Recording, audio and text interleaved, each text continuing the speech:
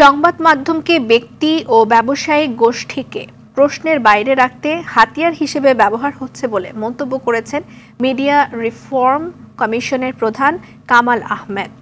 বলেন, অনেক গণমাধ্যম জ্যানত্যানোভাবে পরিচালিত হচ্ছে রাজনৈতিক পৃষ্ঠপোষকতা বা স্বার্থবাদী গোষ্ঠীর সহায়তার জন্য।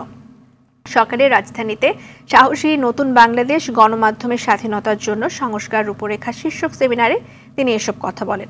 সাংবাদিকতার স্বাধীনতা নিশ্চিতের জন্য একই মালিকানায় একাধিক গণমাধ্যম নিষিদ্ধকরণ সহ মৌলিক কাঠামোগত সংস্কার প্রয়োজন বলেও মনে করেন কামাল আহমেদ। সাংবাদিকদের বেতন ভাতার কথা যেমন বলেছি, তেমনি গণমাধ্যম যাতে একটা টেকসই ব্যবসার মডেল উদ্ভাবন করতে পারে, একটা টেকসই ব্যবস্থায় তাদের ব্যবসা পরিচালনা করতে পারে, সেজন্যও কতগুলো নীতিগত সিদ্ধান্ত নেওয়ার জন্য সুপারিশ করেছি সরকারের কাছে।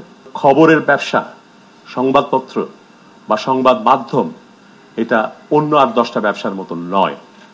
পাবলিক গুড কথাটা এসছে, জনসেবা, জনগণের জন্য সেবামূলক একটা ব্যবসা, একটা কাজ।